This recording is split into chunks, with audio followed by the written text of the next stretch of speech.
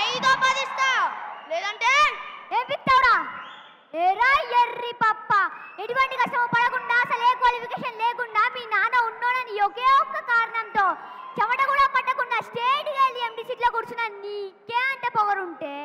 అమ్మ తిప్పలు పడి స్కూల్ ఫీజు కడితే ఎల్కేజీ నుంచి 10th క్లాస్ వరకు కష్టపడి పాస్ అయితే ఇంటర్లో ఉన్న ఈజీన గ్రూప్లో వదిలేసి ఎంపీసీ చదువుతానే ఏం చేయలేదని చెప్తే కష్టంగా ఉన్న అదే గ్రూప్ని సెలెక్ట్ చేసుకొని physical tuition, maths tuition, chemistry tuition రోడ్లు పట్టుకు తిరిగి ఆఫీస్ కట్టాలి ఈ ఫీజు కట్టాలి అని అమ్మాయిని హింస పెట్టి బోర్డు ఎగ్జామ్కి క్లాస్ పెట్టుకొని రాత్రంతా కూర్చొని చదివి మళ్ళీ అలారం పెట్టుకొని పొద్దున్నే లేచి మళ్ళీ చదివి తీరా పాస్ అయ్యాక ఎంసెట్లో సహాయ ర్యాంక్ రాక అమ్మ నగలు తాకట్టు పెట్టి మేనేజ్మెంట్ కోటాలో సీట్ సంపాదించి తెలుగు మీడియం నుంచి వచ్చిన నాకు ఇంత అర్థం కాక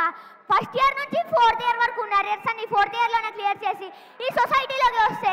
ఈ జనమంతా నన్ను ఉద్యోగం లేని ఎదవా అని నీచంగా మాట్లాడుతున్నా లెక్క చేయక ఉద్యోగం కోసం ఆఫీసు ఈ ఆఫీస్ అని పిచ్చి కుక్కలను 4 ఏళ్ళుగా తిరుగుతూ ఎందుకు పనికిరాని నన్ను తిండిదనగా అని మా నాన్న తిడుతూ ఉంటే ఒక్కొక్క మెతుకు గొంతులో దిగక ముళ్ళుల్లా గుచ్చుకుంటుంటే మింగలేక కక్కలేక చస్తూ బతుకున్న నాకు ఎవరో ఒక మహానుభావుడు అవకాశం ఇద్దామని చూస్తే దాన్ని కూడా లాగేసుకోవాలని చూసిన నీలాంటి పేవర్స్ గాని ఎదిరించి ఈ రోజు నీ ముందు నించొని మాట్లాడుతున్న ఉద్యోగం లేని గ్రాడ్యుయేట్ని నాకెంత పవర్ ఉండాలిరా? అవును బేబే, ఇంతవరకు నువ్వు రఘుని చూసింది విలన్ లాగే, హీరోలా చూడలే కదా, ఇక మీద చూపిస్తా.